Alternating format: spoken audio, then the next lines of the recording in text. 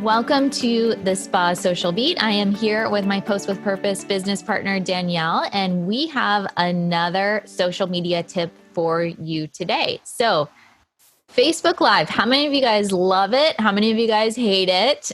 Be honest. I know that after quarantine, after the whole global pandemic, COVID-19, Facebook Live was not that big of a deal anymore. We saw a lot of people where before people were freaking out like, I don't want to be on live. Now it's much more of a comfort zone because people know they don't have to be perfect on video, and they're really seeing the power of what can happen when you do show up live, when you do connect with your audience on a regular basis. So Danielle, let's just talk about some of the best ways that you can use Facebook Live.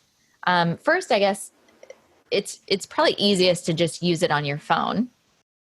That it allows you to see the comments, and it's just all the phones now have great cameras, keeps it super simple. We like things as simple as possible. But let's touch on like a couple of different ways that you can use Facebook Live in your spa business.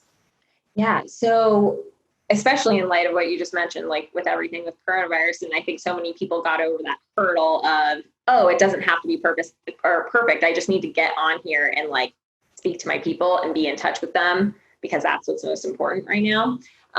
When it comes to using it in your spa, I really think live is powerful as a way to make someone feel like they're right with you doing something. So whether it's taking someone along for your skincare routine and actually like bringing them into like your bathroom and showing them and demonstrating products. And that's a very applicable thing for right now with a lot of people getting into e-commerce and trying to sell retail, especially since that's what most people have been able to do during this time period.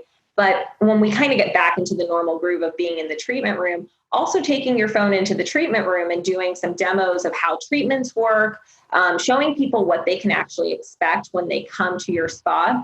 Live has that element of making someone feel as if they already are there with you. So it removes that barrier of someone feeling like they don't quite know what to expect when they come in. If they've already seen the inside of your treatment rooms, if they've already seen the process of how you're working with someone, it makes them not feel like it's the first time when it actually is. So that's how I would use it. I would really use it as a educational tool, as a demonstration tool, and even as a way, if you have something really fun happening, and to just kind of clue someone into the fun that's happening, whether it's an event you're holding when we get back to doing those type of things, and just showing like, hey, we have our big launch event for, I don't know, maybe you're launching a new service or you're just an anniversary event and you're just kind of letting people come along for the ride.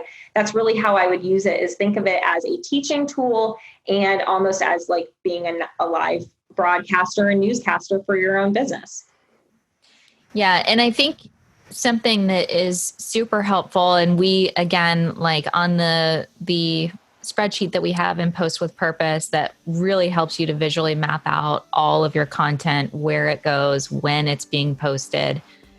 If you set aside a date that says, okay, I'm going, whether it's Facebook Live, whether it's Instagram stories, whatever it is, if I am committing to every Monday at 9:00 and I'm blocking that off on my calendar that I'm going to do a live, and you come up with this list of different topics that you can talk about for, even if you just, one of the bits of advice that I've given in the group is write out the 10 questions that your clients ask you the most.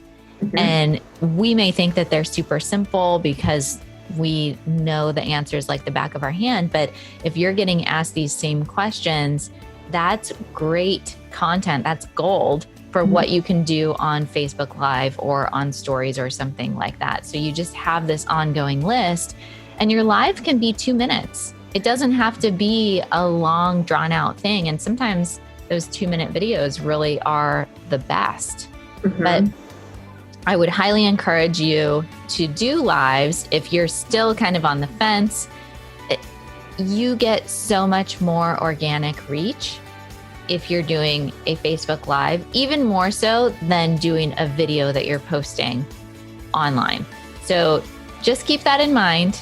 Just keep that in mind as you're going, and test out Facebook Lives give us a tag, let us know how you're doing, and watch your business grow when you start implementing this.